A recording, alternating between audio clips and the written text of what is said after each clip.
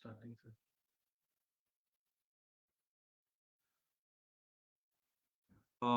So I'll just start again due to some technical issues on my behalf. I'm really sorry. So मैं doctor Nikhil Shah हूँ. I am a pediatric endocrinologist attached to Surya Hospital, Chembur. I come every Tuesdays between 5 to 7 p.m. So सबसे पहले question जो हमको पूछा जाता है, what is pediatric endocrinology? So pediatric endocrinology is that part of pediatrics जहाँ पे हम डील करते हैं with hormonal issues with children. So hormonal issues यानी कि क्या? यानी कि अगर बच्चों में डायबिटीज होता है, बच्चों को थायराइड की बीमारी होती है, जो बच्चे की हाइट कम होती है, जो बच्चों में मोटापा होता है यानी कि obesity. And one topic that we are seeing more and more frequently these days is early puberty और precocious puberty. So the next 20-25 minutes मैं आपको बताऊंगा कि व्हाट इज अर्ली प्यूबर्टी और precocious puberty. So this is what we will be talking about. सबसे पहले मैं आपको दो केस सिनेरियो बताना चाहता हूँ. एक 7 साल की लड़की आती है with complaints of chest development since last 6 months और क्लास में सबसे लंबी है. दूसरा केस है कि एक 4.5 साल की लड़की आती है हमारे साथ पीरियड के साथ. सो क्या ये नॉर्मल है? क्या हमको कुछ करना चाहिए? सो the next 20-25 minutes I will be explaining you why this is not normal and what can be done in these children. So this is ये एक पेपर है जो हमने पब्लिश किया था लास्ट ईयर एक यूरोपियन जर्नल में, जहाँ पे आप देख सकते हो कि कोविड-19 पैंडेमिक के बाद कि प्रिकॉशियस प्यूबर्टी का जो इंसिडेंस है कितना बढ़ गया है. सो आप नीचे वाले बॉक्स में देख सकते हो कि 200% टाइम्स इंक्रीज है in the children diagnosed with precocious puberty. So बहुत ही ज्यादा परसेंट इंक्रीज है. And this was covered by various newspapers in India. आप देख सकते हो कि ये हमने जो स्टडी पुणे में किया था, क्या-क्या कारण हमने बताए ये स्टडी में. But before coming to the topic of precocious puberty या अर्ली प्यूबर्टी, हमको ये समझना जरूरी है कि नॉर्मल प्यूबर्टी क्या है. सो प्यूबर्टी इज दैट प्रोसेस जहाँ पे kids develop physically and emotionally into young man and women. यानी कि हमको फिजिकल चेंजेस भी दिखते हैं और इमोशनल चेंजेस भी दिखते हैं. Physical changes in terms of all the secondary sexual characteristics, and emotional changes, that is a boy or a girl turning into a teenager and eventually turning into an adult male or female. So typically ये जो process है boys में 11 to 12 years पे शुरू होती है और girls में ये प्रोसेस 9.5 से 10 साल के बीच में शुरू होती है. No, normal progression of puberty क्या है? गर्ल्स में जो फर्स्ट साइन ऑफ प्यूबर्टी है चेस्ट डेवलपमेंट, उसके बाद अंडर आर्म या प्राइवेट पार्ट्स में जो बाल आते हैं वो, एंड फाइनली पीरियड्स आता है. सो अ मिसकंसेप्शन ये है कि प्यूबर्टी यानी कि पीरियड्स नहीं. Periods are actually the last sign of puberty. It is not the first sign. That means the puberty is the child is already hit puberty. Typically ये process को अराउंड 2.5 से 3 साल लगता है. बॉयज में फर्स्ट साइन जो देखा जाता है वो टेस्टिकुलर एनलार्जमेंट है, फिर अंडर आर्म या प्यूबिक हेयर और उसके बाद में penile enlargement. Now coming to a topic कि ये अर्ली प्यूबर्टी या प्रिकॉशियस प्यूबर्टी क्या है. सो कोई भी लड़की में अगर हम चेस्ट डेवलपमेंट देख रहे हैं या अंडर आर्म या प्राइवेट पार्ट में बाल देख रहे हैं 8 साल के पहले, तो इसको हम बोलते हैं अर्ली या precocious puberty. I think the main fact here is कि 8 साल के पहले अगर कोई भी साइंस दिख रही है तो उसको हम बोलते हैं प्रिकॉशियस प्यूबर्टी. दूसरे वे से हम ये बता सकते हैं कि अगर लड़की को पीरियड 10 साल के पहले आने वाला है तो उसको भी हम अर्ली प्यूबर्टी बोलते हैं. सेम चीजें अगर लड़कों में देखी जाती है in terms of testicular enlargement, under arm और प्यूबिक हेयर या पिनाइल एनलार्जमेंट 9 साल के पहले, तो इसको हम अर्ली प्यूबर्टी बोला जाता है. सो लड़कियों में 8 साल के पहले अगर साइंस देखे जाते हैं और लड़कों में अगर 9 साल के पहले साइंस देखे जाते हैं, इसको हम अर्ली प्यूबर्टी बोलते हैं. गर्ल्स में ये कंडीशन ज्यादा ही कॉमन है, बॉयज में it is not very common. Now what are the signs of puberty? So जो अर्ली साइंस है जहां पे हमको एक्चुअली पिकअप करना चाहिए, दैट इज इन गर्ल्स हम ब्रेस्ट डेवलपमेंट देख सकते हैं, अंडर आर्म हेयर है, प्यूबिक हेयर है, और द मेन थिंग है sudden increase in height. Parents typically बताएंगे कि क्लास में लड़की वन ऑफ द टॉलेस्ट है, या फिर बॉयज में testicular enlargement. Late signs are mood swings, acne यानी कि pimples, change in body odour यानी कि जो स्मेल है बच्चों की, वो एडल्ट स्मेल जैसे हो जाती है because of the smell of sweat. लड़कियों में कभी कभी वजानल डिस्चार्ज, बॉयज में facial hair which is almost the last sign, voice change, and periods which is the last sign in girls. So typically हमारे पास जब भी लड़के या लड़की आते, they come in the late stage of puberty and rarely they come in early stage of puberty, और इसलिए हम इतनी मदद नहीं कर पाते उनकी। आई थिंक पेरेंट्स के लिए सबसे इंपॉर्टेंट क्लू है कि if the child is tallest in class, specially अगर दोनों पेरेंट्स की हाइट एवरेज है या शॉर्ट है और बच्चा बहुत ही टॉल है, like tallest in the class, then that tallness is actually because of the puberty and not because of something else. So this is the thing which parents need to understand कि if by the age of 7 8 अगर आपका बच्चा class में tallest है, please look for signs of puberty or speak to your doctor because it might be false positive, यानी कि वो false reassuring sign होगा कि नहीं अपना बच्चा tall है, वो लोग actually tall नहीं है। The tallness is actually because of the puberty, या फिर कोई रीसेंट ग्रोथ स्पॉट है, लाइक सडनली एक साल में हाइट बहुत बढ़ गई है, शूज बहुत टाइट हो गए, कपड़े टाइट हो रहे हैं, दैट मीन्स कि प्यूबर्टी का प्रोसेस स्टार्ट हो चुका है। I think this is the most important clue for parents. Any change in height dramatically should warn them कि this could be an early puberty. So ये बेसिकली ग्रोथ चार्ट है। Growth chart पे हम बच्चों का वेट, सो ये नीचे की जो लाइंस है वो वेट की लाइंस है, ऊपर की जो लाइंस है वो हाइट की लाइंस है। सो इस पे हम वेट और हाइट प्लॉट करते हैं। सो यहाँ पे आप देख रहे हो जो बच्चा दूसरे लाइन पे हाइट जा रही है, सडनली हाइट बढ़ने लग रही है, the height has gone up to three, third line, fourth line. So जो सडन इंक्रीज इन हाइट है which is earlier than usual, so ये प्रोसेस होता है but typically after the age of 10 years होना चाहिए। अगर ये 10 years के पहले हो रहा है, at the age of 7 and 8, most probably this child has entered into puberty early. या फिर अगर बच्चे की हाइट पेरेंट्स के हाइट के हिसाब से ज्यादा है, सो एक फॉर्मूला के हिसाब से हम रफली बता सकते हैं कि आपके बच्चे की हाइट मम्मी पापा के हाइट के हिसाब से ज्यादा है कि कम है। So by both parents side ये बच्चे की हाइट होनी चाहिए थी on the second line, but ये बच्चे की हाइट है on the second last line, यानी कि the child is very tall for the parents. So these are the early clues to diagnose कि चाइल्ड को अर्ली प्यूबर्टी है। नाउ इसका क्या इम्पैक्ट होता है, what is the impact of early puberty on children? सबसे जो मेन इम्पैक्ट है is a negative impact on height, क्योंकि अगर प्यूबर्टी जल्दी आ रही है तो उनकी हाइट भी जल्दी बढ़ रही है, पर वो लोग रुक भी जल्दी रहे। सो फाइनल हाइट है वो कम रह जाती है। So initially they are tallest in the class, but क्योंकि प्यूबर्टी जल्दी आ जाती है, पीरियड्स जल्दी आ जाते हैं, बच्चे एकदम शॉर्ट रह जाते हैं। टिपिकली जो इंडियन लड़कियां हैं पीरियड के बाद 5 से 7 सेंटीमीटर बढ़ते हैं। बॉयज में we can corroborate with the facial hair, facial hair के बाद बॉयज यूजुअली ज्यादा नहीं बढ़ते।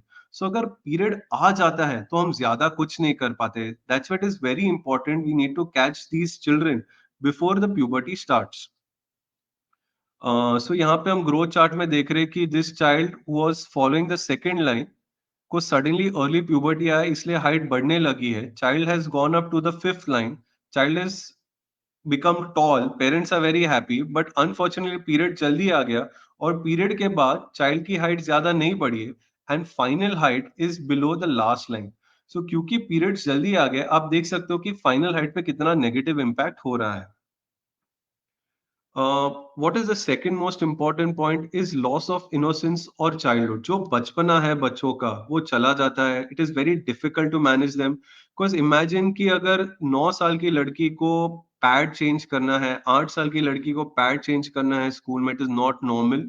दे are treated very differently by friends as they look older, they look different. So थोड़ा डिफिकल्टी होता है फिटिंग इन। कभी कभी साइकोलॉजिकल प्रॉब्लम्स होते हैं like depression. So like I have a child recently only, I saw 11 year old boy, उसको puberty जल्दी आ चुकी है। So unfortunately you know he can't cope up with it, और स्कूल से काफी कंप्लेन्स आ रहे हैं कि he is not paying attention, थोड़ा स्टडीज में डिटीरियरेट हो चुका है। So these are the changes that happen. So पहले हाइट पे नेगेटिव इम्पैक्ट होता है, लॉस ऑफ इनोसेंस होता है, thirdly we have increased mood swings, temper tantrum, गुस्सा ज्यादा आता है और कभी कभी बहुत वायलेंट हो जाते हैं। एंड फाइनली लड़कियों में there is an increase chance of developing PCOS. Now इसके सब कारण क्या हो सकते हैं? So there could be many reasons for developing precocious और early puberty. One of the common reasons is thyroid disorder. दूसरे जो कंडीशंस है यानी कि किडनी के ऊपर एड्रेनल ग्लैंड है, उसकी वजह से कोई तकलीफ हो सकती है। कभी कभी ओवरीज रिलेटेड कोई तकलीफ हो सकती है, फमिलियल हो सकता है, वेरी रेयरली लाखों में एक, करोड़ों में एक किसी को ब्रेन ट्यूमर हो सकता है। बट जो मोस्ट कॉमन का कारण है कि उसका कोई कॉज नहीं है, जिसको हमारी भाषा में बोलते हैं it is idiopathic. So 90% of cases we do not have any cause. So this is called as idiopathic precocious puberty या इडियोपैथिक अर्ली प्यूबर्टी। जो सबसे कॉमन कॉज है अर्ली प्यूबर्टी, लड़कियों में बहुत कॉमनली देखा जाता है, more than 90% is seen in girls. Usually क्या होता है कि चेस्ट डेवलपमेंट जो है लड़कियों में 8 साल के पहले शुरू हो जाती है और इतना फास्ट प्रोग्रेस होता है कि पीरियड्स आपको 10 साल के पहले आ जाता है। इसका रीजन किसी को पता नहीं है, बट बोलते हैं कि एनवायरनमेंट में कोई केमिकल्स की वजह से I think it is being caused. जो हमारी भाषा में इसको बोलते हैं एंडोक्राइन डिसरप्टर केमिकल्स। कोई बोलता है इंसेक्टिसाइड्स और पेस्टिसाइड्स में है, कोई बोलता है प्लास्टिक्स में है। सो क्या होता है, ये जो डिसरप्टर केमिकल्स है, ये फीमेल हार्मोन जैसा बिहेव करता है और अपनी लड़कियों को प्यूबर्टी में जल्दी पुश कर रहा है। The very important fact to understand is कि not every girl requires treatment। खाली 10 से 20% लड़कियों को ये ट्रीटमेंट की जरूरत है। Everyone does not require treatment। Now क्या क्या रिस्क फैक्टर्स हो सकते हैं, क्या चीजें अपने बच्चे को प्यूबर्टी में जल्दी पुश कर सकते हैं। One of the main reasons is obesity, that is मोटापा।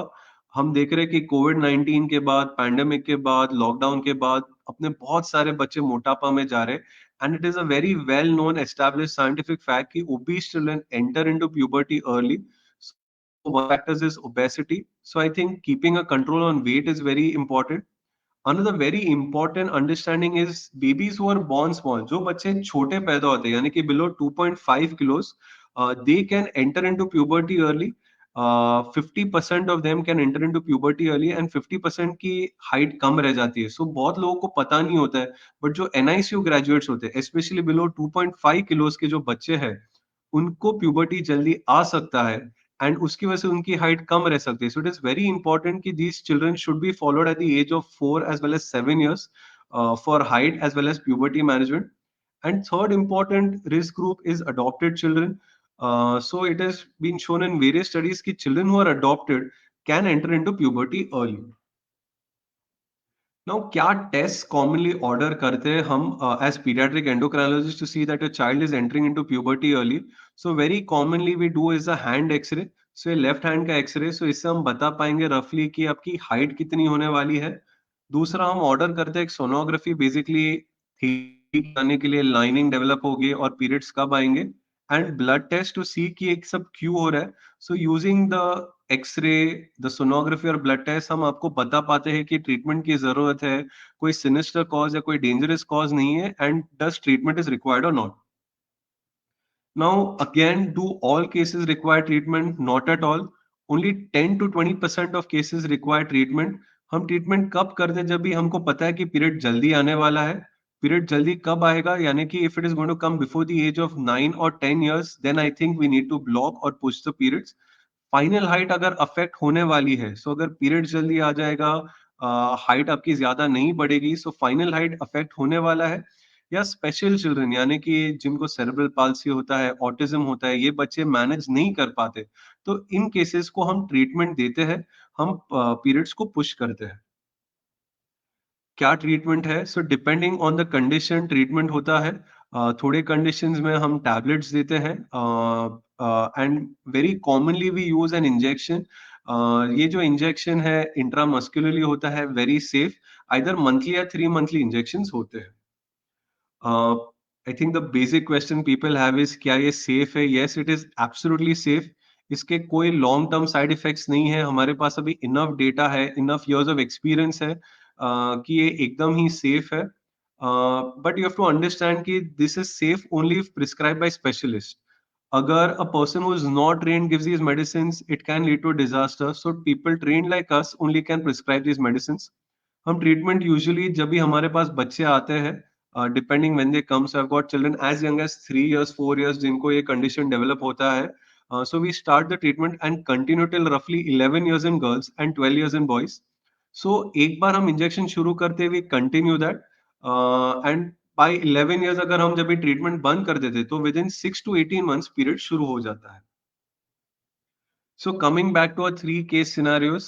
7 साल की लड़की आई हमारे पास complaints of breast development for the last 6 months और क्लास में सबसे ऊंची है।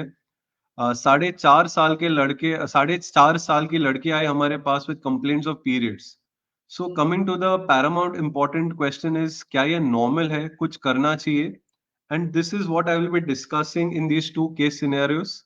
real life case discussions. So coming to our first case, 7 साल की लड़की हमारे पास आई थी with chest development for the last 6 months.